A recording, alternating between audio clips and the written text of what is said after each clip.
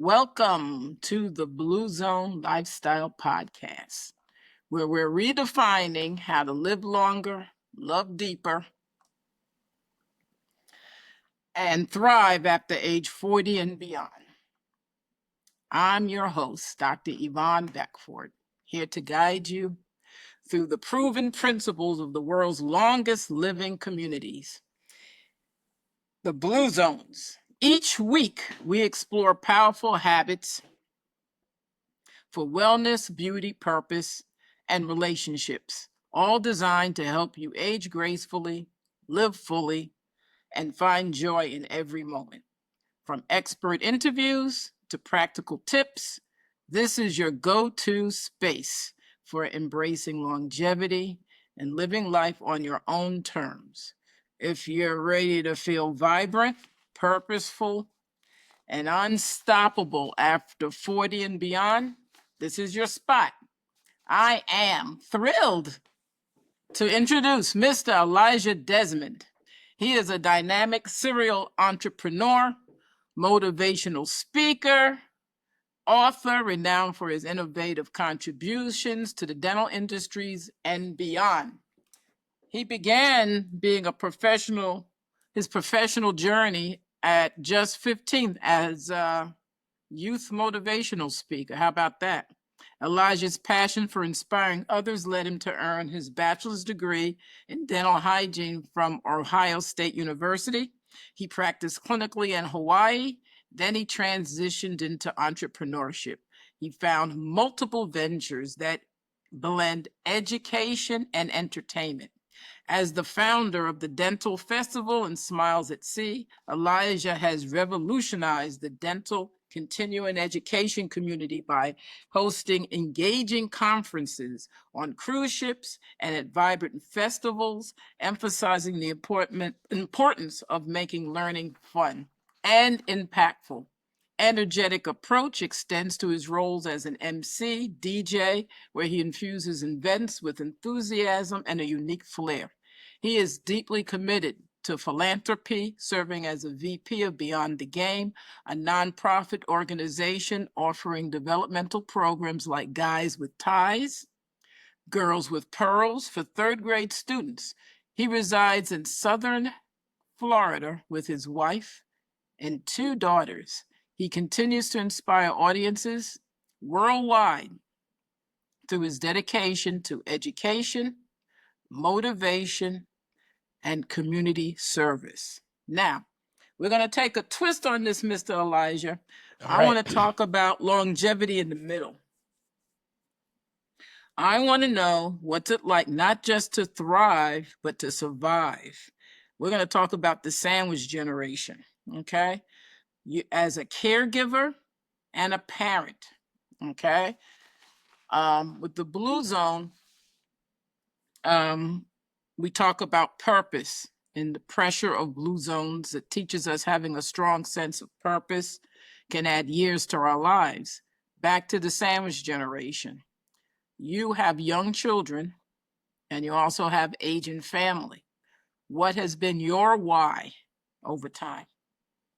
Well, I'll tell you the biggest thanks for having me. I appreciate it. It's an honor to be here, especially for a Blue Zone lover like my mother. I'm a mama's boy. Yes. And she is says she will be a centennial. So she's going to live to 100 plus years. And Good. And I actually believe it because that's how healthy she is. But I will tell you what it's like to be a sandwich generation, like you call it. Number one, let's talk about my dad. And let's talk about my mom. On a high level, and then we can maybe dig into them. But my mom is a very similar age to my dad. They're both around between 60 and 65 years old. And my mom is in extremely good health. She not only looks into the what she's putting into her body, but also won't even get into the sun without an umbrella. Because she's conscious, or she cakes on the sunscreen protection, preventative stuff. She eats all natural things. She eats like she's in the Blue Zone, and she also goes to the gym and works out regularly. My dad, polar opposite. He is eaten, very badly, meaning he's until now, until the past year, he would eat anything with grease, uh, terrible food for you. Steak and And potato guy. yeah, so, I mean, steak, potato, chitlins with grease, bacon, God. grease, everything you could think of is grease, and it's not good Mhm. for your body long term. And and he's currently in need of a new kidney. He's in need of a new liver. He has congestive heart Wow. failure. Wow. While my mom is, she's very healthy and she's thriving. Right. One did not take care of their body that well, and the other one did. He's out in the sun mowing lawns with never no sunscreen. I can't say anything. I bought a lawnmower after 10 years. I called it for exercise. You should have seen me. And now I got hay, but that's a whole nother story. Continue. Sorry. I got a little carried away. Yes, and so I Yeah. have, I guess, two opposites, parents, very opposite, and then you have my little girls, who are 5 years old and 10 years old. And when it comes to health and longevity, all I can think of is being around for them, being Yes. able to chase them around and not be breathing so hard I'm winded, Yeah. and being there for them. And so I'm stuck in the middle where it is the most important that it's ever been in my life, and relevant, to be as healthy as I possibly can. One, so I could live as long as my mom, right? And then two, so I could be around for my kids. So you kind of see you got the past, present, and future. Mm-hmm. Yeah, so that's kind of so you know. Okay, so now we're talking about parenting. Okay, how do you incorporate Blue Zone values like simplicity, connection, and presence in your parenting while running multiple business, not two, not three, multiple businesses? That's a lot. Absolutely. Well, I think to start, we have talk about being present. We have no cell phones allowed at the dinner table during the week, Good, good. and we talk to them about how, their day has been, and we basically have that as our time during the dinner time. And my work stops at about 5 o'clock, 5:30.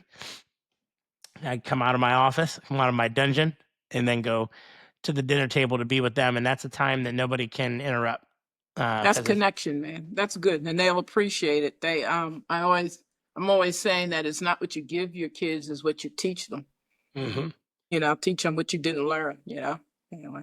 Yeah, Two, and we've been incorporating things with, 1, 2, or 3 ingredients, yeah. and swapping out the things. Like, for example, we learned to get rid of the syrup, because syrup has all of the chemicals in it, and swap the syrup out for natural bee honey. Yeah. Or maple syrup. True maple syrup is just maple syrup, not pancake syrup, Hmm. if I could interject. Yep. Yeah, And Yeah, and anyway. so, That's good. we spray the pots and the pans before we cook, before we sprayed with this chemical spray. Smart. And That's now smart. we swapped the ingredient out to where it's pure olive oil. So that's their normal now.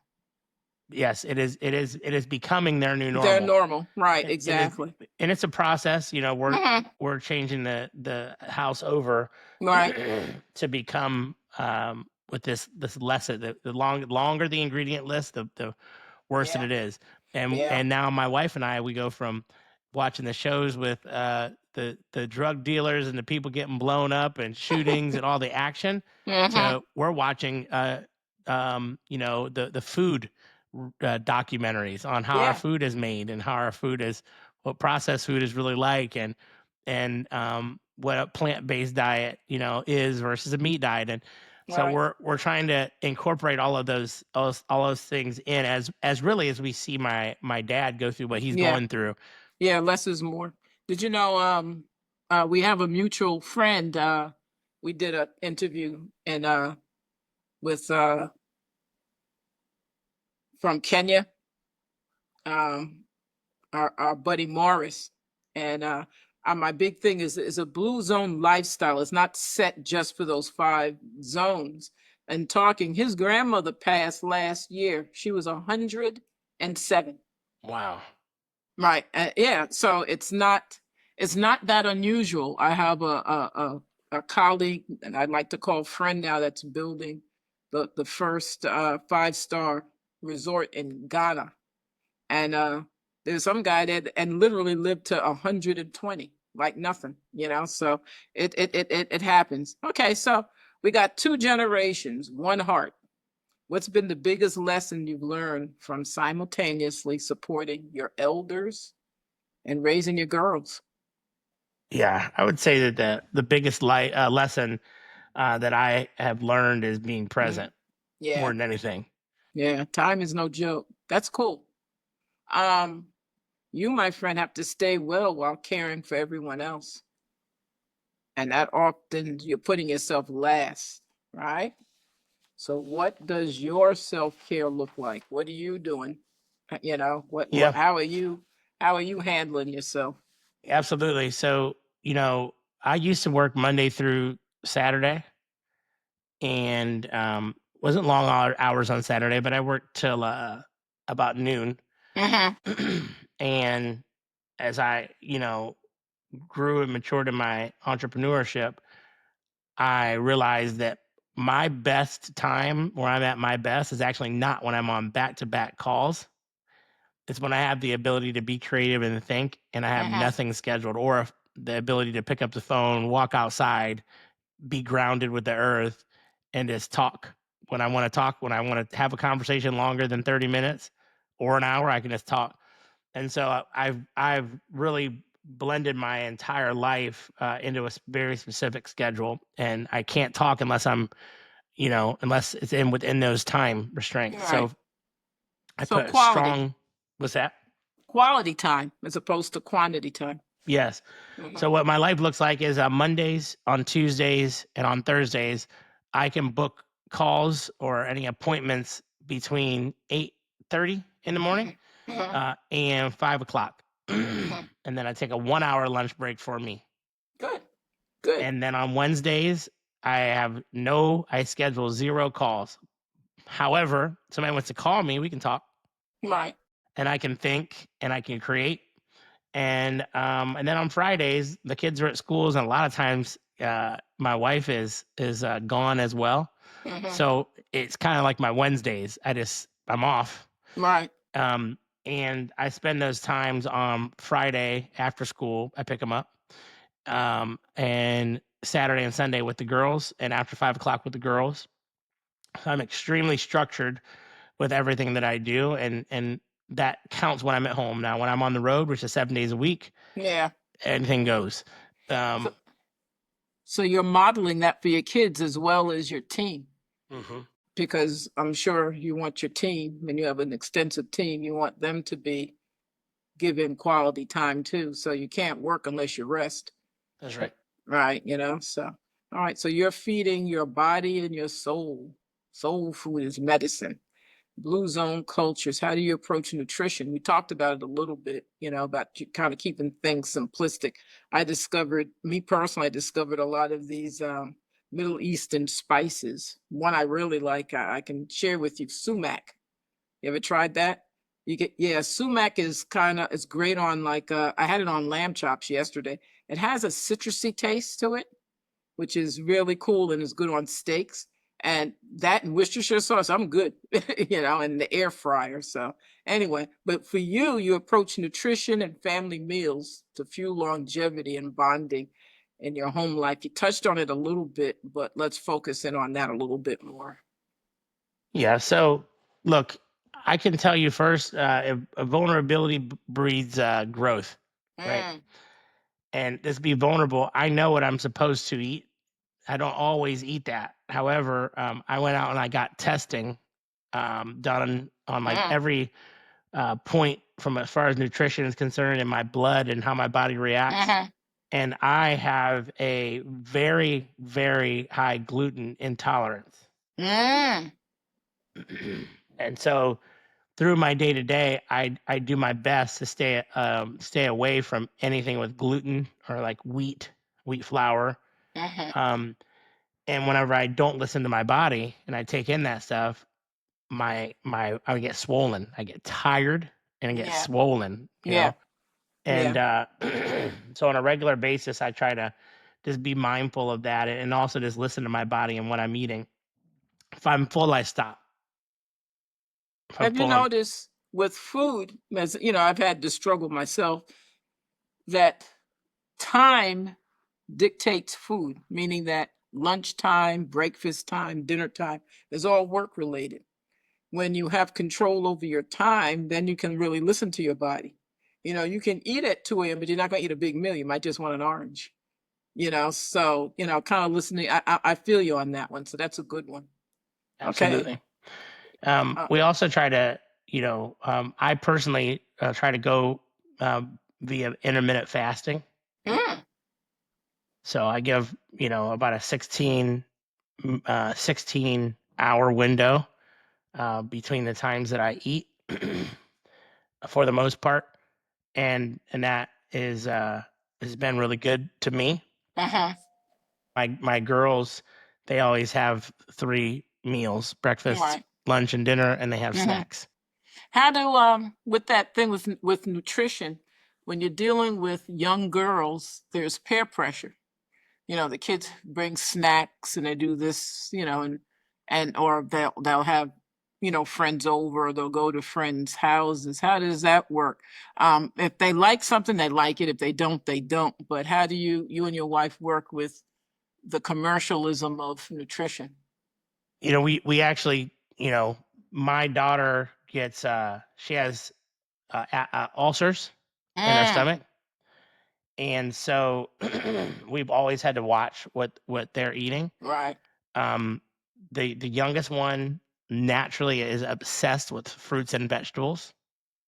You're lucky then. Unfortunately, my oldest is not. Mm, And so, because of that, um, we give them both the same kind of food, if that makes sense. all right. So we stay away from like red sauce, a Mm, lot of spicy mm. stuff, a lot of greasy stuff. You ever freeze Um, grapes? we don't freeze grapes, but they eat a lot of grapes. Yeah, that's a way to just a quick suggestion to change it up. The one who's the candy girl, freeze the grapes and and get back to me. We can talk off camera. But yeah, Okay. freeze the grapes. I'm telling you, it was a Weight Watchers trick years ago, but since it's getting warm out, it's a way that they can both eat the same thing but change it up. But that's all right. That's the mommy and me.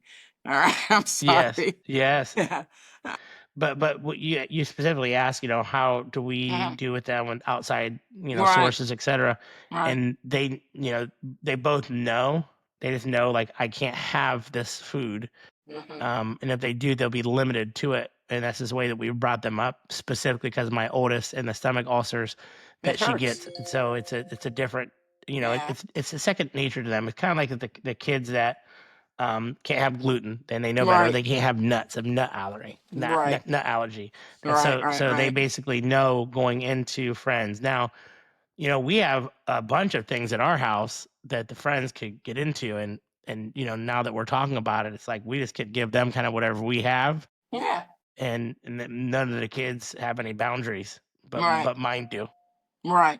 And that's good. It's like you kind of you can probably impress the friends, you know, because you know if they have all these restrictions, there wouldn't be any restriction unless a peanut allergy. If the friend has that, but yeah, that's cool. All right, let's talk about community, my friend. Community support system, tightly woven community.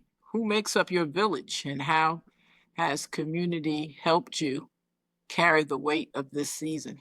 Because you're in a very stressful season being in that generation. You know, First off, I will say I choose to deal with uh, no stress. I don't have stress. I don't let the stress in. I Mhm. actually bubble bounce it out. If anybody is stressful to Filter. me, yeah, Right. I filter. So here's what I've done. I have been a Mhm. community builder Mhm. myself, Right. and I also don't believe in clicks. I believe in exploration. I think that it's a very bad feeling looking from the outside in on a group of people that is a Yeah. community that you Mhm. don't feel a part of, Right. or that that circle, there's no way to get into that circle, you Mhm. know. And so I don't really like communities that are not open, but I believe that communities in general, which I have been a community builder, it allow people to thrive and make them feel like they're not on an island by themselves. When you're doing things by yourself, or you feel like you're the only person doing it, it's a lonely world. But Right. if you can be around people that are like-minded and share things in common that they like, all of a sudden you got your people. And unfortunately, a lot of people live their whole life without having a community. But a Yeah. sense of community is very important. A sense of belonging, a sense of things in common and commonality. It's important in order to thrive. I feel that if you're a group of one or a party of one, your potential is maxed out at a certain amount, like your personal potential. But if you come in contact with a second person, the magic that you can do with your minds is absolutely astonishing, of what you two can collaborate to do.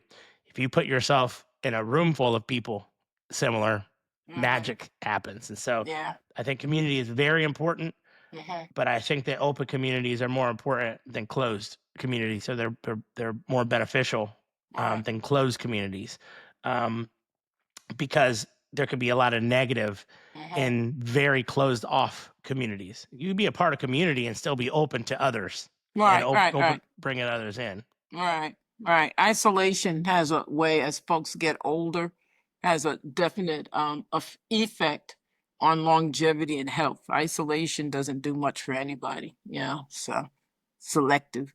All right. Time is a sacred resource in blue zones. Move at a natural, unhurried pace. How do you intentionally slow down, and how do you protect your time? You talked about it a little bit about the no call zone on Wednesday. It used to be the golfing day for doctors, but that's your no call zone. Yeah. Yeah. So intentionally protecting my time, that is, I explained that earlier, so I won't repeat Right. that part, but I will say that, as make an example, when I get up in the morning at 5:30 and start my day at 8:30, it is way different than getting up at 6:30 and starting my day at 8:30. Why? I don't have to feel rushed. Right. There you go. I don't have to feel rushed, and I can take the extra time to, do the things at my pace, and I don't have to feel rushed. And so being rushed is, you make bad decisions when you're rushed. You don't do things that you would have did if you had time to think about them. And so, Right. um, you know, I basically take the time that I have. I could have been sleeping. I get good sleep, by the way. I go to bed on time. When I say on time, I go to bed at 9 o'clock almost every night. Then I'm home. Right. And then, I get up at between 5 and 6 o'clock, but we'll call it 5:30, and it gives me enough time to start my whole day. So I, I don't book time for others in that time. Nobody can talk to me then. Yeah, I mean, that's fine. And It's it's your time. time. Yep. Yeah. And it's time for me. So I go to the gym, I run, I get, things that are done for me, my personal body, done at that time. And I really should do it more, because really, those days that I'm doing that is Tuesday, Wednesday, Thursday, and some Fridays. I don't do it on Saturday and Sunday, but I really should get the time more than I do. But I do have it. It does exist in my life. Yeah, it kind of like you kind of went into what I was about to talk about, rhythm, not routines. What grounding rituals do you have? Like meditation, I don't know what your spirituality is, that help you stay anchored between business and your caregiving roles. Because you kind of talked about your routine, but what kind of, I think when you get up early, that's a little meditative, because is everybody up at 5:30, or is it just you? My wife sets her alarm clock at 5:30, but Uh-huh. nobody can talk to her for a whole hour anyway. Uh-huh. So I'm by Uh-huh. myself. Okay. So that's your meditative um, time. I actually don't meditate. I'm just by myself Uh-huh. until I approach a tone with a trainer, right? Uh-huh. So I don't meditate. Um, to me, my form of Zen though is my Wednesdays, when Uh-huh. I go and I'll go get. It might sound crazy to somebody, but I'll get a foot massage for an hour and Uh-huh. a half. That's fine. That's a Zen. How about music? Because different music, you're clearly into music. Music to me is therapeutic. It's invigorating. It can be Zen-like. So, when you run or this, that, and the other, is it, you change the music, or is it always, pump it up, or is it, do you Zen in music? I'm obsessed with music. Uh-huh. That's the microphone here.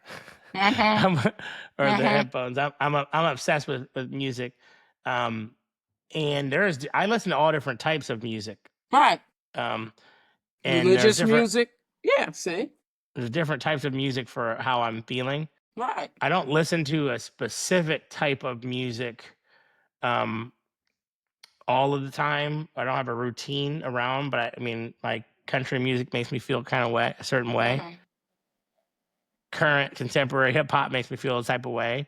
Old Uh-huh. school makes me feel a type of way. House Uh-huh. EDM makes me feel a type of way. Reggae Uh-huh. and island music makes me feel a certain type of way. So, but there is not one that I have a routine Uh-huh. with. But I do listen to music a lot. I used to. Uh-huh. I should say I was for a year. I was listening to a lot of audiobooks, and I was excited about it because I could never read Uh-huh. before because I have a learning disability that doesn't Uh-huh. allow me to retain anything I read on paper. Uh-huh. And I learned that I can actually learn. I can listen. I can't Uh-huh. read, but I can listen if I'm Right. interested. If I'm not interested, it's just like they somehow get blacked out, and I But when can't you retain it. but I'm sorry, I don't mean to cut you off, but when you talk about the different kinds of music, your mood dictates the music you pick, Yes, it does or vice versa. for sure. So guess what? You're in your Zen. Music's Mhm. your Zen. Right. So legacy beyond the hustle. You built a lifestyle brand with impact. Okay.